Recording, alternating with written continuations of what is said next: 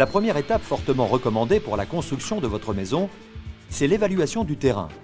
Il ne suffit pas d'avoir un terrain plat pour que le sous-sol soit de bonne qualité. Pour cela, un technicien effectue une étude de sol pour déterminer sa composition et établir quel type de fondation sera nécessaire. L'étude de sol se réalise en sondant le sol en plusieurs points du terrain pour connaître la nature du sol et prévenir l'éventuelle présence d'anomalies dans le terrain. Les données du technicien sont analysées par un géotechnicien. Nous saurons alors à quelle profondeur le sol est suffisamment porteur pour votre maison. Le bureau d'études armature peut alors concevoir votre solution armature LSA, composée d'une étude béton armé et de la prescription de toutes les armatures spécifiques à votre projet. Votre colis d'armature est livré directement sur le terrain, prêt à l'emploi pour les artisans maçons. On creuse ensuite les fouilles. Ce sont des tranchées d'une profondeur et d'une largeur adaptées à la nature du terrain pour recevoir les armatures de fondation. Les armatures de fondation sont positionnées sur le fond de fouille de manière à se recouvrir.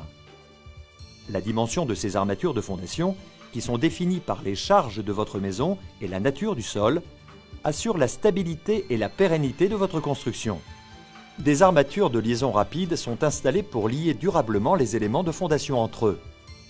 Les armatures sont également ligaturées entre elles pour une meilleure stabilité lorsque le béton sera coulé. Une attente verticale est enfin disposée à l'aplomb des futurs chaînages et poteaux. Ces éléments servent à lier les armatures de fondation au reste des armatures de la maison. L'objectif est que le réseau d'armatures soit suffisamment résistant pour s'opposer au mouvement du sol et maintenir l'ouvrage dans son ensemble. Du béton est coulé pour enrober toutes les armatures de fondation en ne laissant exploitables que les armatures d'attente. Des rangées de parpaings sont montées et des chaînages verticaux sont coulés. Arrivé à cette étape, le plancher est posé et les chaînages périphériques sont mis en place. Au niveau du refend, la dernière rangée de parpaings sera remplacée par le stop term block afin de couper le pont thermique généré par le refend. Vient ensuite la pose des poutrelles selon le plan réalisé grâce au logiciel SEAC Plan, puis les ourdis à languettes qui évitent tout pont thermique au niveau des poutrelles, et enfin la pose des planelles.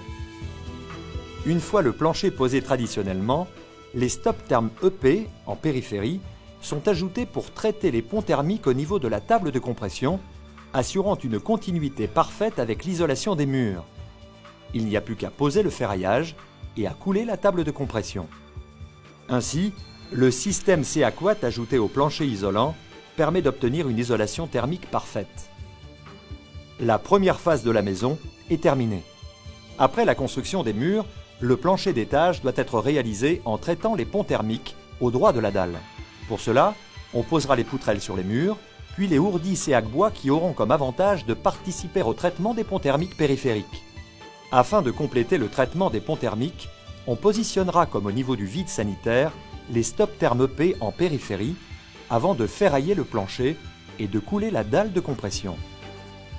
Dans le cas de la mise en œuvre d'un toit terrasse, le plancher sera réalisé de la même façon que le plancher d'étage en évitant de mettre les stop term périphériques afin que les accrotaires soient parfaitement liés à la dalle de compression du plancher. Le SEAC bois permet d'éviter l'isolation dans le plénum sous le plancher, qui est génératrice de condensation et donc de moisissure.